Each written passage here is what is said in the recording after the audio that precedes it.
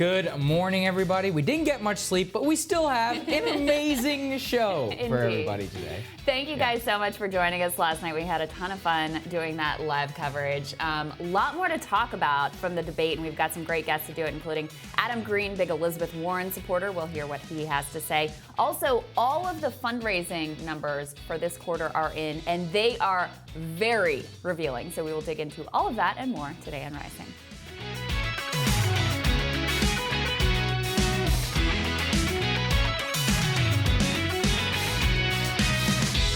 Saagar, what are you looking at? Well, I'm taking a look at presidential candidate Andrew Yang. And I've said on the show before that I think Bernie Sanders has already won the Democratic nomination. And I mean that because so much of the current debate around Medicare for all, around health care, the signature issue within the Democratic primary is really whether you agree with Bernie Sanders, whether you have a different version than Bernie Sanders, or whether you don't agree with Bernie Sanders. Last night, to me, it seems that Andrew Yang was the major winner of the debate last night. He has moved the Overton window more than any other candidate in this race, taking an issue which nobody was talking about to the forefront of that stage. Let's take a listen to him discussing that last night. I am for the spirit of a federal jobs guarantee, but you have to look at how it would actually materialize in practice. What are the jobs? Who manages you? What if you don't like your job? What if you're not good at your job? The fact is, most Americans do not want to work for the federal government. And saying that that is the vision of the economy of the 21st century, to me, is not a vision that most Americans would embrace. Also, Senator Sanders' description of a federal jobs guarantee does not take into account the work of people like my wife, who's at home with our two boys, one of whom is autistic. Moving the Overton window to literally debate UBI, universal basic income, versus a federal jobs guarantee is not something that anybody even 2 months ago would have predicted for the Democratic stage. It is an extraordinarily remarkable achievement. Bernie Sanders, to his credit, has at least been in office for 40 years pushing these ideas. Andrew Yang, a couple of years ago, was one of those weird guys at a UBI conference. And now he's brought it to the forefront of American politics. That shows that there is actually a new model for politics in this country. And I'm actually extraordinarily excited about it. That the democratization of information, that the internet, that the allowance of somebody like Andrew Yang who can seize upon an issue that people actually care about, the job loss in this country.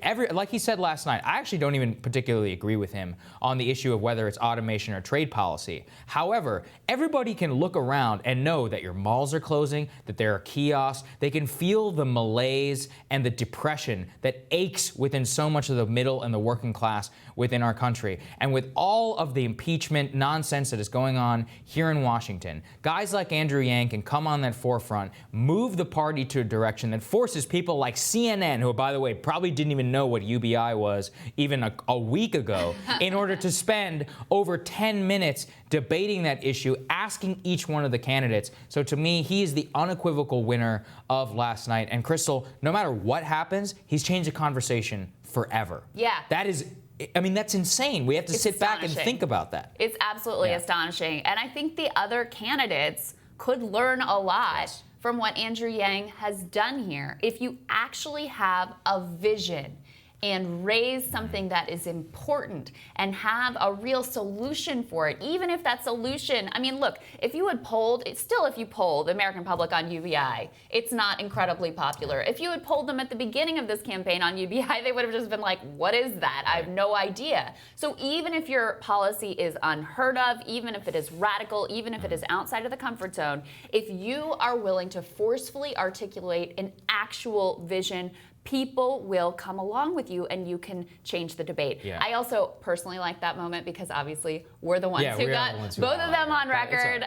Bernie in terms of why he prefers federal jobs guarantee over UBI, and Andrew in response to that. So it was cool to see that debate then pushed into the national conversation. Exactly, and I'm so thankful for him just being on that stage because people like us, you know, me and a couple of like nerdy friends will debate automation versus trade policy, and read these like obscure papers in trade journals. Now it's part of the national discussion. That's exciting. Well, the Elizabeth Warren versus UBI, that disagreement, that is a great disagreement to have, which is how the hell did we get here? That means that people who champion bad trade policy are going to have to defend trade policy. People who say it's purely automation are going to have to defend that. Let's slog it out in the public square rather than just, you know, rather than in behind back rooms, or a lot of people just have very untested assumptions about this. Let's debate it. I love this. One last note on this. Warren was very dismissive of the idea that automation was behind any job losses. And, you know, I believe that it's both. It's the bad trade deals and it's automation. You can see that in these towns.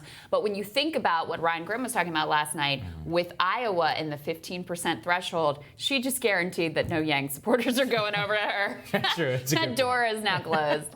Next up on Rising, we all, of course, are still trying to process last night's debate-a-thon. The Hill's Julia Manchester. She's still on the ground in Ohio. She's going to give us her take and share what she learned in the spin room last night when Rising continues.